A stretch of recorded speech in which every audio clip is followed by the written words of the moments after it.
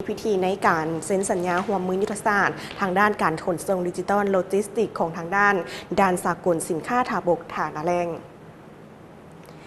ซึ่งว่าบริษัท PTL Holding จำกัดร่วมกับบริษัท PSA International หรือว่า PSA สากลจำกัดร่วมมือยุทธศาสตร์ทางด้านขนส่งดิจิทัลโลจิสติกลงนามฝ่ายบริษัท PTL Holding จำกัดโดยท่านปริญญาเอกจันทรสิทธิไสยประธานกลุ่มบริษัท PTL Holding จำกัดและท่านเนลสันแควลประธาน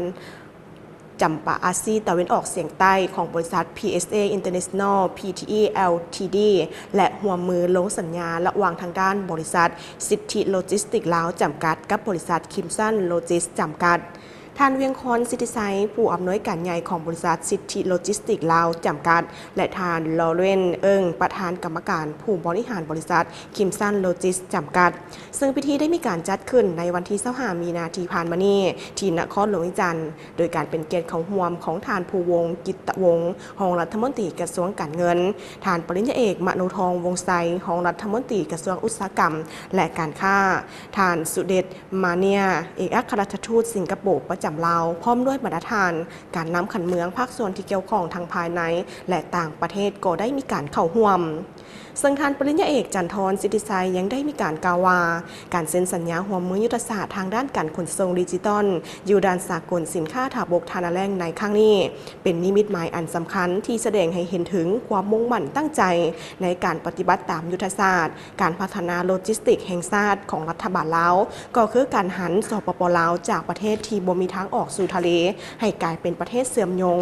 อมจอดทางด้านการขนส่งและการค้าก็คือจากประเทศแลนด์ล็อกเก็ตแลนด์ลีกของอนุภาคพื้นของแม่น้ำของและสากล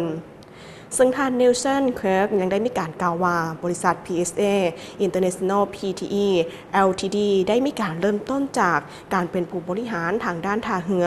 จากนั้นได้มีการเริ่มขยายธุรกิจขึ้นสู่อยู่เทิงบกไปสู่ท่าเรือที่บริเวณใกล้เคียงสร้างศูนย์กลางการขนส่งหลายรูปแบบเป็นต้นก็แม่นการขนส่งทางหลังนี่แม่นส่วนหนึ่งของยุทธศาสตร์ Road to Network หรือว่ายุทธศาสตร์ของการเชื่อมจอดแบบครบวงจรเพื่อจะได้มีการหันเป็นระบบนิเวศทั้งหมดโดยการเชื่อมจอดในแต่ละจุดเข้าในระบบต้องโซ่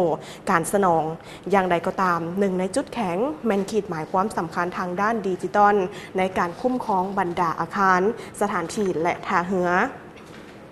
ซึ่งท่านลอเรนก็ยังได้มีการกล่าวว่า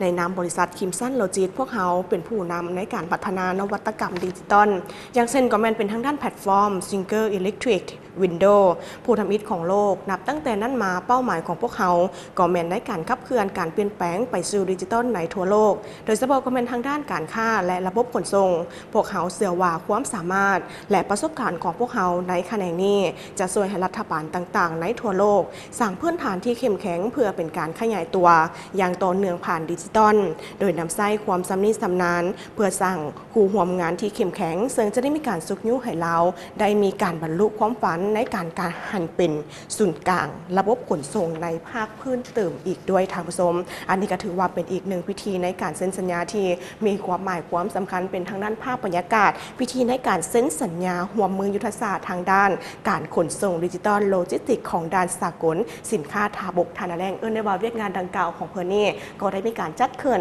ในข้างวันที่25ของทางด้านเดือนมีนาที่ผ่านมานี่ที่นครหลวงเวียงจันทร์นั่นเองในว่าพวกเขาได้นำเอาข้อมูลข่าวสารทั้งหมดนี้มาเป็นการรายงานให้ท่านผู้ชมได้มีการติดตาม